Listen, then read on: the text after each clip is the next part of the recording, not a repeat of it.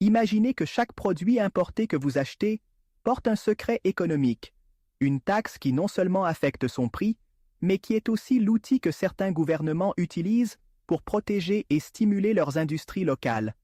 Dans les prochaines minutes, vous découvrirez le fonctionnement réel des droits de douane, en révélant comment et pourquoi ils sont imposés, et qui gagne et qui perd dans ce jeu mondial. Préparez-vous à comprendre, de manière simple et pratique, le mécanisme de cette mesure qui influence directement le commerce international et le prix de ce que nous consommons. Les droits de douane sont essentiellement des taxes qu'un pays applique aux marchandises provenant de l'étranger. Imaginez que vous achetez un produit importé, comme un téléviseur ou une voiture, et qu'en franchissant la frontière, ce produit est taxé d'un coût supplémentaire. Ce coût est le droit de douane. Cette mesure est utilisée par les gouvernements pour réguler le commerce international, protéger la production locale, et, parfois, comme un outil de politique économique et diplomatique. Pour l'expliquer plus concrètement, pensez aux droits de douane comme une sorte de frais d'entrée pour les produits qui ne sont pas fabriqués dans le pays. En imposant cette taxe, le gouvernement vise deux objectifs principaux: générer des revenus supplémentaires pour l'État et favoriser l'industrie locale, qui est en concurrence avec les produits étrangers. Cependant, il est important de rappeler que l'application des droits de douane a des implications positives et négatives. Un exemple pratique pourrait être le cas de l'industrie textile. Un pays qui possède une industrie textile émergente peut imposer des droits de douane élevés sur les importations de vêtements d'autres pays. Cela rend les produits étrangers plus chers sur le marché local, permettant à l'industrie locale de concurrencer sur un pied d'égalité. Cependant, cette mesure peut également rendre l'offre plus chère pour les consommateurs qui finiront par payer un prix plus élevé pour le même vêtement. Le fonctionnement des droits de douane peut être compris à travers leurs mécanismes d'application et leurs effets sur le commerce. Lorsqu'un produit importé arrive à la douane d'un pays, un pourcentage ou un tarif fixe est appliqué sur sa valeur. Ce calcul est basé sur le prix du produit, les frais d'expédition, les assurances et, dans certains cas, d'autres frais associés. Le résultat est une taxe que l'importateur doit payer pour que le produit puisse entrer et être commercialisé dans le pays. Il existe différents types de droits de douane, tels que les droits de douane, qui sont calculés en pourcentage de la valeur du produit, et les droits de douane spécifiques, qui sont un montant fixe par unité de produit. Par exemple, si vous importez 100 litres d'huile et qu'un droit spécifique de 50 centimes par litre est appliqué, le coût total supplémentaire serait de 50 €, quel que soit le prix total de l'huile.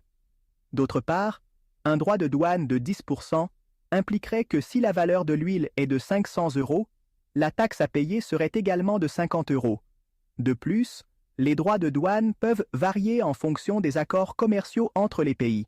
Des traités comme l'ALE, accord de libre-échange, visent à réduire ou à éliminer ces taxes pour encourager l'échange de biens entre les nations signataires. Cela signifie que, dans certains cas, les entreprises peuvent bénéficier de droits de douane moins élevés, ce qui se traduit par des prix plus compétitifs pour les consommateurs. Un fait intéressant est que, bien que les droits de douane puissent sembler être une barrière au libre-échange, ils agissent souvent comme un mécanisme de protection pour les industries naissantes, leur permettant de croître et de mûrir avant de faire face à la concurrence internationale. Cependant, ce même mécanisme peut déclencher des conflits commerciaux et des représailles, créant des tensions entre les pays. Lorsqu'on parle de droits de douane, il est essentiel d'analyser leurs effets sur différents acteurs économiques. Tout d'abord, l'un des principaux bénéficiaires des droits de douane sont les industries locales. En renchérissant la concurrence étrangère, ces mesures permettent aux producteurs nationaux de développer et de renforcer leur offre, ce qui peut se traduire par la création d'emplois et le développement de capacités productives dans le pays. C'est une stratégie qui, à court et moyen terme, peut protéger des secteurs stratégiques et encourager l'autosuffisance. Cependant, tout n'est pas si positif. Les consommateurs, par exemple, sont généralement les plus touchés indirectement. En augmentant le coût des produits importés, les prix sur le marché national ont tendance à augmenter. Cela signifie que, même si l'industrie locale se renforce, le porte-monnaie des citoyens est mis à rude épreuve par l'inflation et la hausse du coût des produits du quotidien. Un exemple clair est l'augmentation du prix des appareils électroménagers ou de la technologie, qui proviennent souvent d'autres pays et qui finissent par être plus chers en raison des droits de douane. Un autre groupe qui peut être lésé est celui des entreprises qui dépendent de matières premières importées pour leur production. Dans certains cas, ces entreprises sont confrontées à des coûts plus élevés, ce qui peut affecter leur compétitivité et, par conséquent, avoir des répercussions sur l'emploi et l'économie en général. En outre, sur le plan international, l'imposition de droits de douane peut générer des tensions commerciales et des représailles, affectant les relations entre les pays et compliquant les accords économiques qui bénéficient aux deux parties. Enfin, il est important de mentionner que les droits de douane, bien qu'ils puissent générer des revenus pour l'État, ne se traduisent pas toujours par un développement économique durable.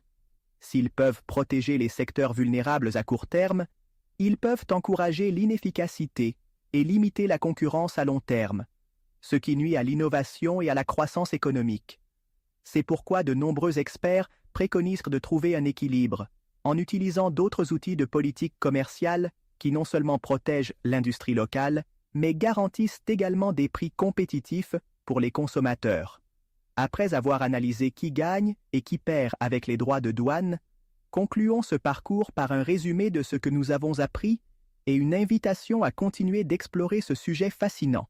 En résumé, les droits de douane sont un outil de politique économique avec des objectifs clairs: protéger l'industrie locale, générer des revenus pour l'État et réguler le commerce international. Cependant, comme nous l'avons vu, leur application a un impact mitigé. Alors que les producteurs nationaux peuvent y trouver un allié pour croître et concurrencer, les consommateurs et certaines entreprises peuvent subir des hausses de prix et des coûts de production plus élevés. Le défi consiste à trouver le juste équilibre pour que la protection de certaines industries ne devienne pas un obstacle au développement économique global. J'espère que cette vidéo a réussi à dissiper vos doutes sur ce que sont les droits de douane, comment ils fonctionnent et quelles sont leurs implications. L'économie est un monde plein de nuances et chaque mesure, aussi simple qu'elle puisse paraître, a des répercussions qui s'étendent à tous les secteurs de la société. Je vous invite à poursuivre vos recherches et à approfondir ces sujets, car les comprendre est essentiel pour prendre des décisions éclairées au quotidien. Si vous avez aimé cette vidéo, n'oubliez pas de liker, de vous abonner à la chaîne et d'activer la cloche pour ne rien manquer de nos prochains contenus.